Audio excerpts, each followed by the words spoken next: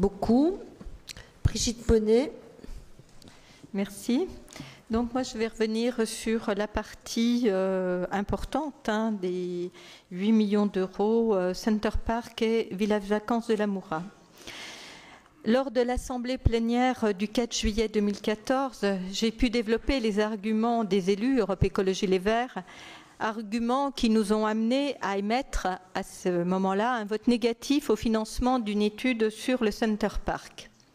Aujourd'hui, notre région s'apprête à engager 8 millions d'euros. Ce n'est pas une somme anodine en autorisation de programme, dont une partie non définie à ce jour au titre de ce même projet Pierre et Vacances. Fidèle à nos positions et en toute cohérence avec ce que nous défendons comme modèle de tourisme et de développement pour notre région, le groupe Europe Écologie Les Verts va vous soumettre un amendement au rapport 4.3. Mais avant de vous le présenter, je rappelle que dans ce dossier, Pierre et Vacances ne prend aucun risque. Je reprends ici le titre d'un article de Reporter de ce jour qui dit « Derrière Center Parc, un groupe en difficulté qui survit grâce aux cadeaux de l'État. » Et j'ajoute « des cadeaux des collectivités », car ce sont bien les collectivités qui prennent les risques épais au regard d'un seul argument répété par les élus qui défendent ce projet, l'emploi. Pierre et Vacances a accusé 27 millions d'euros de pertes sur l'exercice 2011-2012 et 47 millions sur celui de 2012-2013, soit 3,1% de son chiffre d'affaires. Le résultat net publié début décembre pour la période 2013-2014 indique pareillement une perte de 23,3 millions d'euros. Quand on sait combien d'entreprises ont été fermées alors qu'elles dégageaient des bénéfices, cela laisse pensif ou plutôt nous indigne. Alors parlons emploi.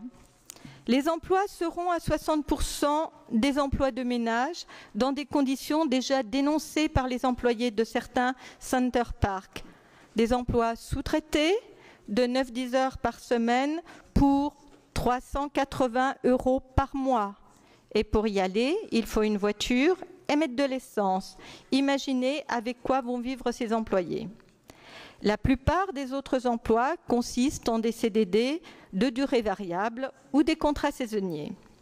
Vous me direz, et je vous entends déjà, c'est mieux que rien. Et je vous réponds, pas sûr. Car si nous additionnons les aides publiques locales, plus de 36 millions d'euros dans la SEM, plus 14 millions d'euros de voiries et réseaux divers selon les estimations des élus, nous arriverions à plus de 50 millions d'euros.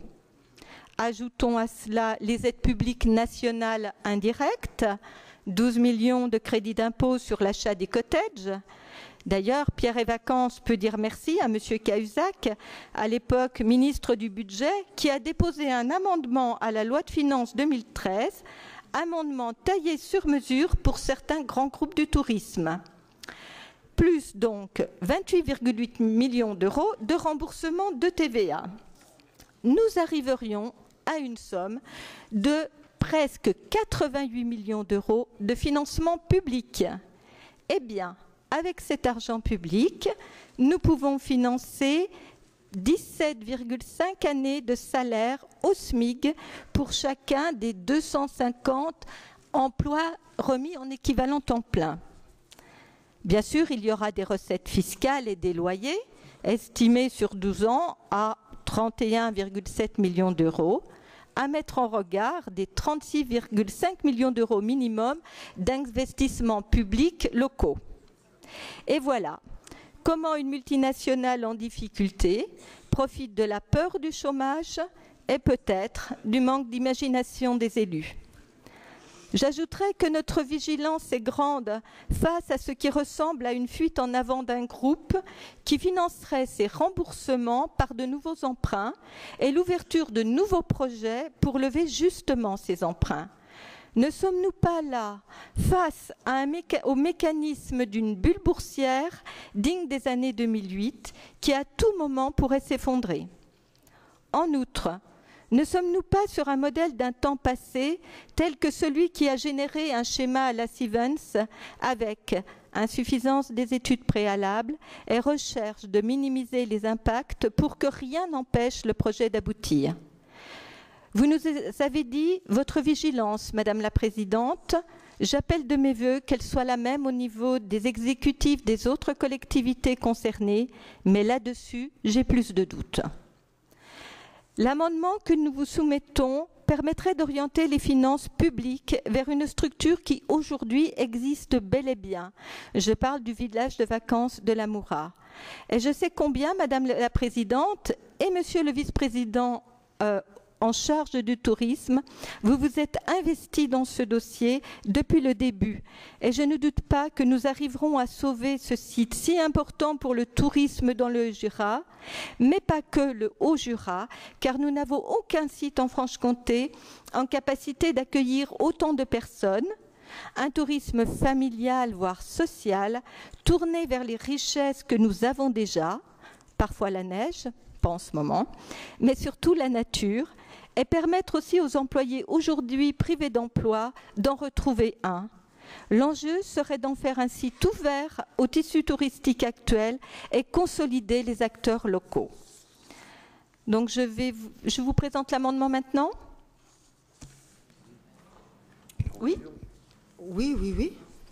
Alors, donc, les motifs. Enfin, tu nous l'as présenté. J'ai fait une déclaration préalable à l'amendement. Oui, présente uniquement les conclusions, parce que les attendus, tu viens de nous les présenter. Hein. Bien. Donc, nous demandons, donc, en conséquence, donc l'amendement. Le Conseil régional de Franche-Comté décide de remplacer le paragraphe, donc page 487. De façon globale, il est proposé d'ouvrir une autorisation de programme de 9 millions d'euros, dont 8 millions d'euros au titre des projets Center Park et Village de vacances de la Moura, et une autorisation d'engagement de 125 000 euros pour l'amélioration de l'attractivité de l'offre touristique. Donc de le remplacer par le paragraphe suivant. Il est proposé d'ouvrir une autorisation de programme de 9 millions d'euros, dont 8 millions d'euros au titre du projet du village de vacances de la Moura et une autorisation d'engagement de 125 000 euros pour l'amélioration de l'attractivité de l'offre touristique, et de supprimer dans ce rapport tous les paragraphes faisant mention du projet de Center Park et de ne pas réserver de somme aux 10 projets.